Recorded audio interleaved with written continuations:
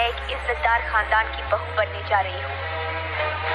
हमारी शादी हो रही है उस लड़के से जिसे हमारे पिता ने चुना है, हमने चुना है अपनी मर्जी से।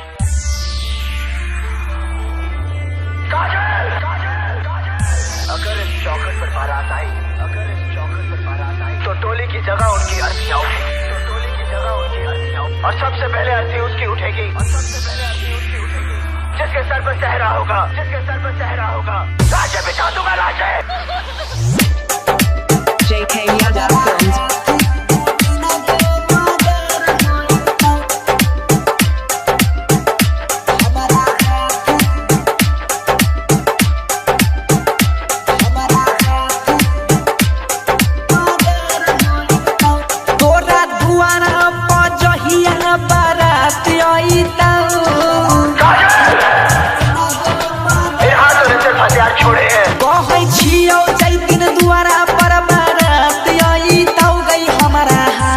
से हमारा हाथ दू तीन गो मर्डर होई तो इहे हाथ से दू तीन गो के मर्डर होई तो।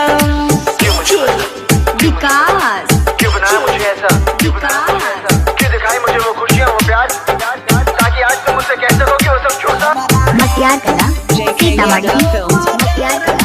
सीतामढ़ी पहिला निशानी अगुआ के खेल खत्म गई, लोकनो बहिन चढ़ी गई तो भैरा दाम गई।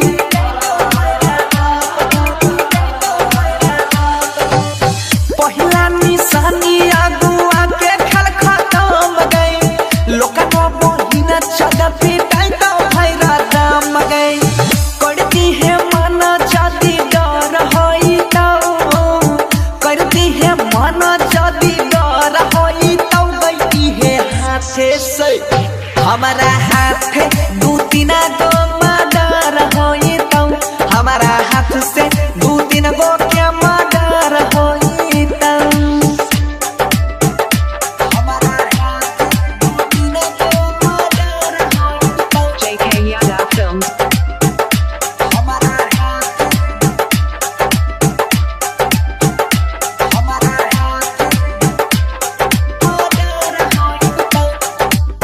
क्रिया तो हर दूल हक जान ले दोसर के घर है गई बसैले न देव। सबसे पहले अर्थी उसकी उठेगी जिसके सर पर सहरा होगा। क्रिया तो हर दूल हक जान ले दोसर के घर है गई बसैले न देव।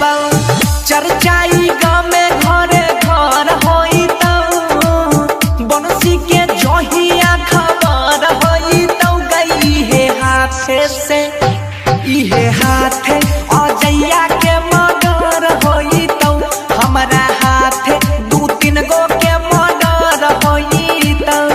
शांति रिकॉर्डिंग स्टूडियो राजा जनमानसी JK Yadav Films.